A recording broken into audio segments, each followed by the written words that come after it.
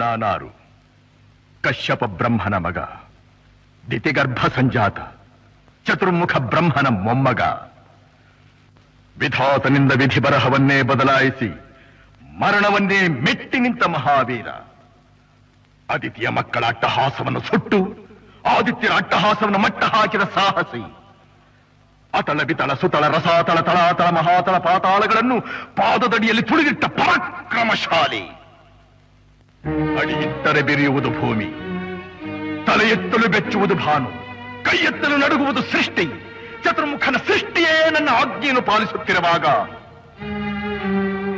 ಯಕ್ಕಶ್ಚಿತ್ನದ ಮಗ, ನೋ ಜನ್ಮ ಕೊಟ್ಟ ಮಗ, ನನ್ನ ವಂಶವನ್ನೇ ಬೆಳಗಬೇಕಾದ ನನ್ನ ಕುಮಾರ, ನನ್ನ ಆಶಾ ಜ್ಯೋತಿಯಿಂದ ಎಂದು ನನ್ನ ಮನಸ್ಸಿಗೆ ನೆಮ್ಮದಿಯಿಲ್ಲವೆಂದರೆ ಛೀ, ಇದೊಂದು ಬದುಕಿ, ಇದೊಂದು ಜನ್ಮವೇ, ಎಂತಹ ದುರ್ವಿಧಿ, ಇದೆಂತಹ ದುರ್ವಿಧಿ.